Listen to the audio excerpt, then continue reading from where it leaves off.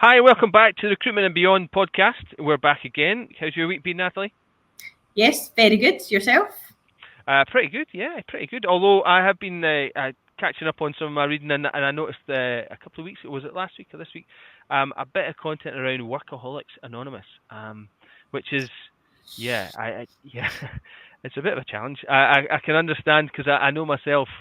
You find yourself getting caught up. I'll just answer that email. I'll just answer that question. I'll go back on that, or I'll go back on this, and now that you're working from home as well, flexible working really brings that into it brings it to bear, doesn't it? To really say you need to say to stop. It's time to stop.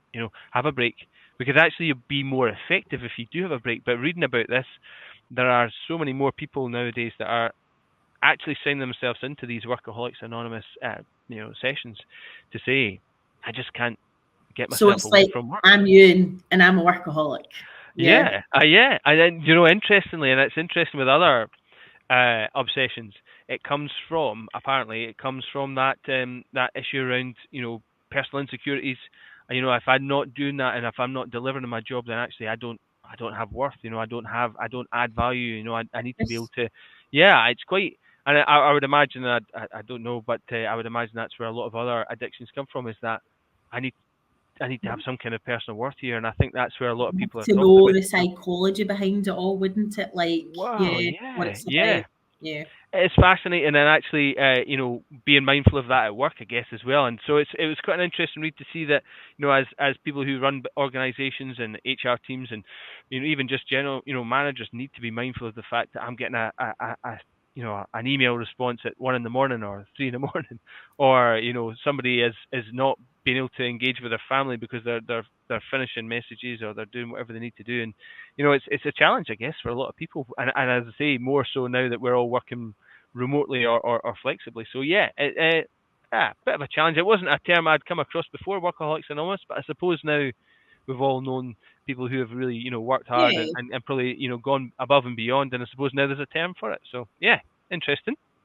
And that whole culture as well, like as long as the organisation's not putting any kind of undue pressure on, like most people in their job, like let's be honest, the work is, how many times you go home at night and everything on your list is done? No, things are added to, like, but if Oh you're yeah, a certain perfectionist, then that could cause you more anxiety than maybe just spending an extra half an hour at night time or whatever getting it through. absolutely. And then that might then allow you to have your nice time with your Yeah. family and going out for dinner, doing all the kids stuff, whatever at night time. So I, I on the flip, yeah, but there's a balance.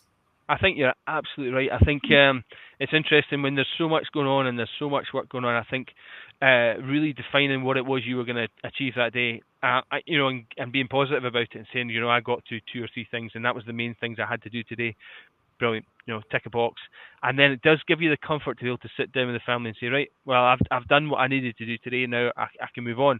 Appreciate the fact that other things do come onto your table and say, can I manage that? Well, no, I can't. And Yeah, just being honest with yourself, isn't it? It's trying to be mindful of the fact you cannot do everything for everybody all the time. absolutely. And your Yeah, list, your list at the beginning of the day, like I must get through all of this. But as the day progresses, there are things that you think, well, maybe that could actually, because something else comes swooping in, and it's not. It has to get done, isn't it? So, yeah, oh yes. Or some absolutely. people just, if particularly startup business owners, it's their baby, it's their life. If you've got global customers, like how do Yeah, you then switch off from there? It's, yeah, or if you're going through a hard time and you're not feel that you're giving everything and there are performance issues, then those people might end up having to graft a wee bit more. Or some yeah, people maybe don't have, sadly, maybe a life outside of work, limited social contact, and they just love what they do. But that's not healthy. That's obviously not no, healthy. And they choose to do, as long as there's no culture where people feel if they're doing it at night it's optional, or they're being a workaholic it's optional, rather than a culture of feeling total perfection, everything has to yeah, get done every day, yeah, you must do X, Y, and Z. yeah, So we yeah. could speak about that for the next four We could hours be talking about workaholics for a while.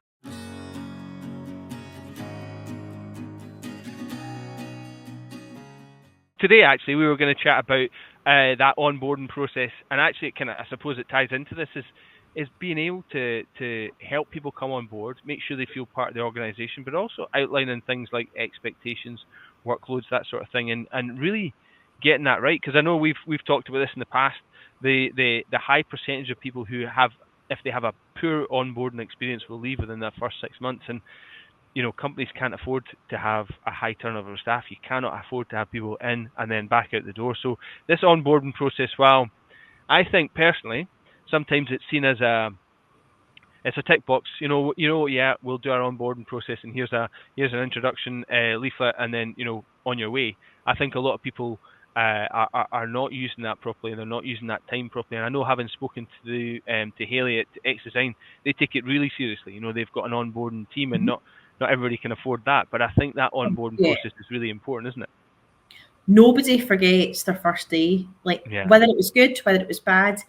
Mainly people will remember what happened when you first started, what went well, what if it didn't go particularly, simple things that you just take for granted, like the IT equipment not being able to get. That has a massive impact on people. Nobody forgets their first day. If it's a tick box to you, you need to go away and think of that in another way. To you, it might be a tick box, but to others, it's the introduction to their new life. It's a whole. Absolutely. It's a whole. Nobody forgets that first day, and that's the most important thing.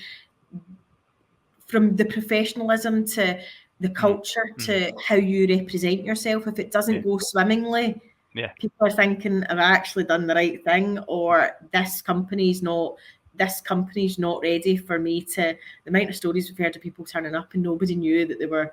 Is that right? Day, how bad is that?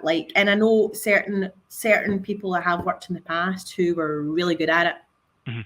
They would at least give the person a call, no matter, this person was high up in the tree, but they would phone every single new starter in the business. They couldn't see them all over. They would phone, they would introduce themselves, they would want a picture.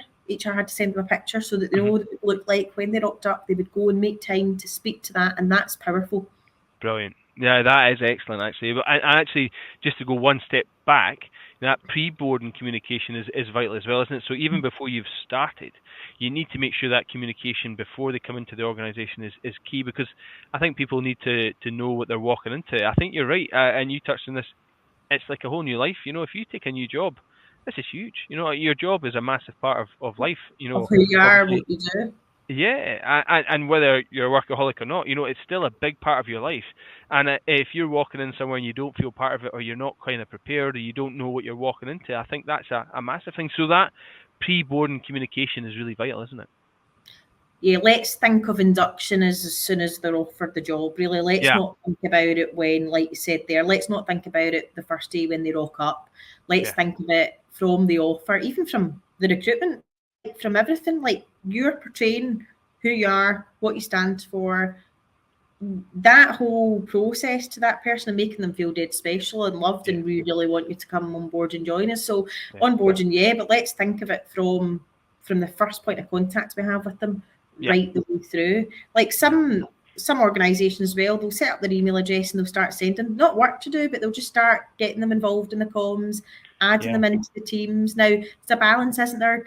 Particularly if somebody's maybe still working elsewhere in a notice period, or maybe they're still working from a competitor, who knows, and you open up the world to them. But small things, have we think about these things? Would it make a difference? Should we invite them into Teams right now? Should we invite them into our WhatsApp right now? Because actually, before they come in the door, they've had a quick call with their line manager. They don't feel as scared, because it's horrible. Let's be honest. I don't know anybody that's not had that horrible belly, maybe been in the toilet before their first day, having nervous time alone. Everybody's maybe had that. So the more that you can do before they actually join, is good. And it's a tick box to you. It's not a tick box to anybody else. Oh no, absolutely, and I do remember that nervous feeling. But actually, I worked for a company, and there was a really good experience. Got to meet the whole organisation. But actually, right from the start, it was, what do you think about this? We're thinking about, this is a new project you'll be part of. You want to get involved in it.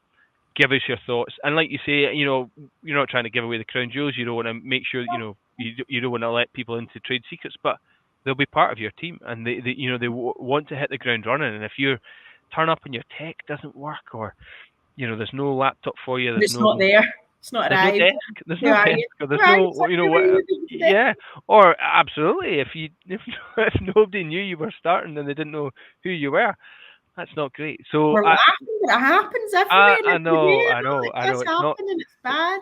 It's not funny, is it? Absolutely. But it just seems, nowadays, how is it that people are getting to that stage? But you're absolutely right. It still does happen. So and then once they come in that door, personalizing that experience as well is really important, isn't it? So I think you just touched on that.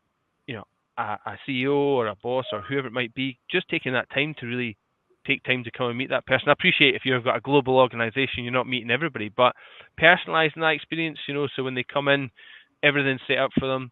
Their technology's there, their phone's there, whatever they need, and really making them feel 100%. You're part of this organization. It's so important, isn't it? And then we're on to the remote, aren't we? Like if you're a fully remote business, but what does induction look like? Should that still be remote, or should you at least come in and meet the team first of all before you go off on your remote journey? Just think carefully about that. Yes, the job is remote, but what does the induction look like? Because that is, you just have to think a wee bit more cleverly, and you maybe need to do some of that induction remotely as well, but try and get maybe some face-to-face in at some point as well. Yeah, I mean, I was fully remote in one organization that I worked for, but that first week was in the office, and it was probably half the country away in terms of destinations. So they would put me up in a hotel. Mm-hmm. You're here for the week. You need to meet the whole team in the organization in the central office, and then you can go off and do your job, remotely. But you're absolutely right. I think that it's quite critical because you get a feel for the culture, you get a feel for the organization, you get a feel for how things work. Because if you are remote, you still need to understand how the central hub of the business works, I guess. Fed up hearing. Fed up hearing, they're remote, can't do. You can do it, just in different ways. Like you can't do nothing that you cannot do. Like it might be harder, it might be difficult, it might be different methods, but what's stopping you meeting in a Costa coffee or whatever? Plug Costa there. Plug Nero, Starbucks. Yes. What's stopping you meeting in a hotel or meeting whatever and just spending a couple of hours and letting them go off? Like, let's stop this remote thing of being a barrel of excuse, because it's no longer an excuse. A judge is not going to listen to the fact that you were remote for anything, whether it's onboarding, performance conversations, regular feedback comms. It's a thing of the past. Remote is now here and here to stay in various waveforms, whether it be fully hybrid or whatever. And onboarding needs to be part of that. But I would encourage some face-to-face in there as well. Absolutely, and you're right. It's not. I mean, it's not easy sometimes. I totally understand that. But actually, the value of that time is so important, isn't it? I think sometimes we get caught up in, well, I've got, we've just talked about it, a whole list of things that we need to do. I've got to get that done. But that time you spend with a new person coming in the door is so vital, because it means that you've got another person coming to work for your organization who's fully committed, who's fully involved, right from the very start. There's no 6 months, 2 months, 3 months, just trying to get them in the door and make them feel part of it. You're doing that right from the very start, and it's so important. And then I guess having the training and the development plans, these sort of things, because I think a lot of these organizations now are looking at training and development plans because it's such a vital part of why people want to move and why they want to join organizations. We've done some research on that, and it's actually the number one reason that people are choosing to change jobs is actually there's an opportunity for me to develop here. There's a training plan. Having that ready at the start is so important, isn't it? Yeah, like you need to be careful. Obviously, you're not bombarding people at the start either. This is always the balance, isn't it? So have the training plan, and here's what we will cover, but not bombarding, because then people can then feel a bit overwhelmed as well. Like, oh my God, what have I done? So, but having that clear pathway for people, and that's going to be more important. We keep going back to Gen Zs, the new gens. They want to see that. They probably want that in their interview, but they want to see, and they're certainly questioning that, but they want to see. But having some kinds of plan, so that it doesn't just look like you've rocked up, they've started, and we'll just do this, we'll just wing this. No, we want to see a proper plan in place, and that plan obviously can be adaptable. Person might not, we need to span it out. Maybe we had a 6 month plan, but the person's not ready for it, or maybe the person's super keen, we're going to fly through it 3 months. Just bear in mind your timescales, but having some clear goalposts would be even better as well. Yeah, I think that's because they'll probably, that would hopefully have been part of the interview process to say, look, there's opportunities for training and development. But having that mapped out and ready, it's a very good point actually. You don't want people to be overwhelmed, but I suppose having an overview of that and making sure it's ready, that people feel like, as you say, you come in and you feel like you're part of that organisation. You feel like you've already, people have already thought about you. It's not in the back of a napkin or something like that in terms of training and development, because it should be part of the ongoing part of the organisation, shouldn't it? And I'd say what's stopping you right now from, so say you've got somebody starting in 2 weeks' time, right? What's stopping you from blocking time out your calendar right now with every couple of weeks or whatever Yeah. that looks like, and booking the time with them so that Yeah. when they start, they see stuff all in their diary already. Like, how good does that look? How Yeah. good does that Yeah. show that you invest in them as well? So topic number Yeah. one, we're going to do this. You're going to Yeah. meet this person on this day, and it's all booked in. They start, they open their calendar, and they'll think one of two things. Oh my God. Or they'll think, brilliant. This is, Yeah. they know what they're doing. These guys actually know what they're doing, and they're investing in me. And I know what I'm going to be doing over the next few weeks, and it's all booked in. Yeah. It might be scary to get the balance right, obviously. It might be scary, but even just a couple of things booked in it on the weeks leading up would be fabulous. Would be good, wouldn't it? Yeah, absolutely. And I guess then that leads you on to setting in place things like mentoring and support systems. So it's not always going to be your direct line manager.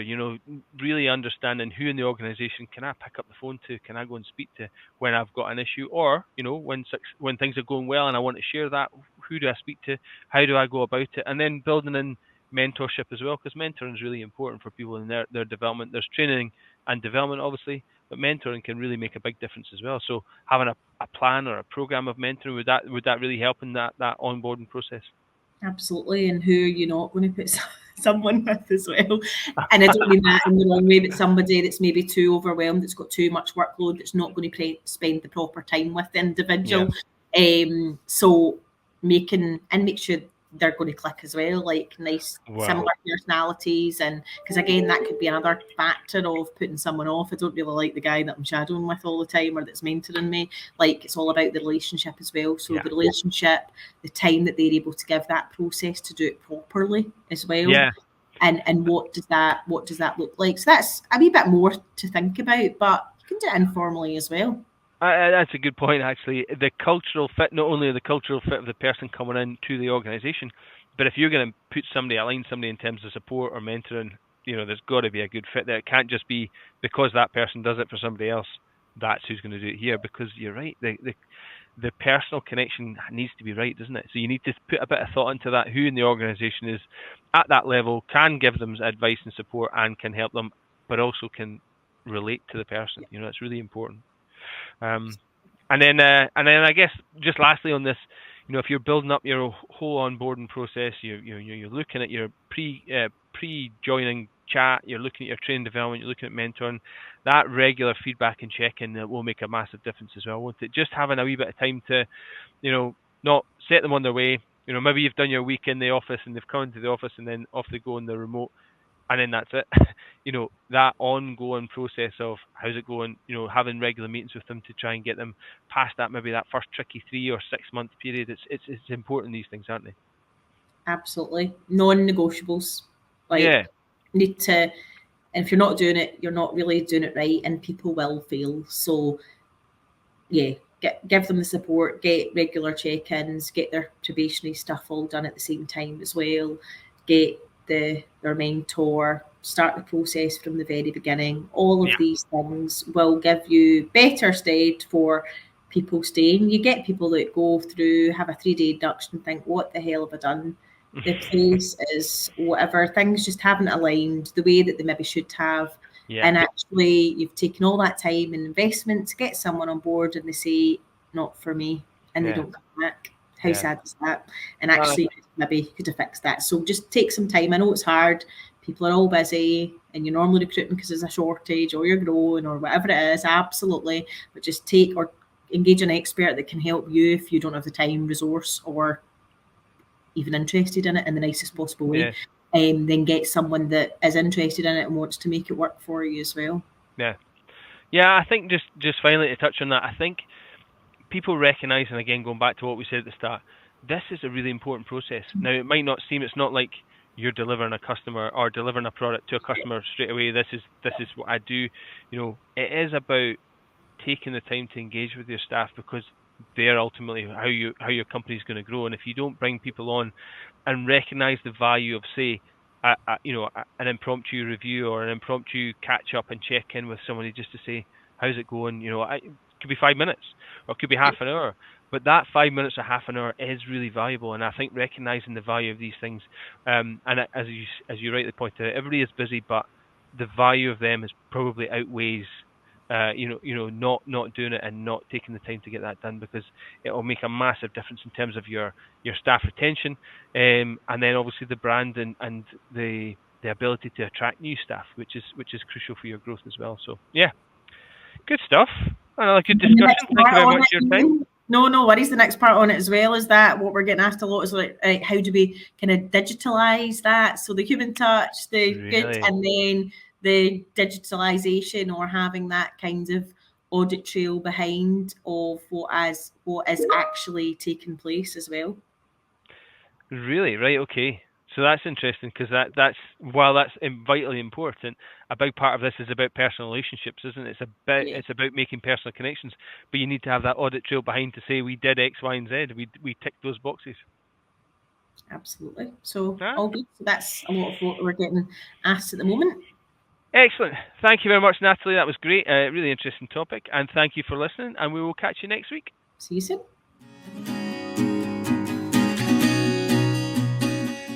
Thanks everyone for listening today. Please get in touch if you want to find out more on today's subject. And if you enjoyed the podcast, please subscribe and leave us a 5-star review.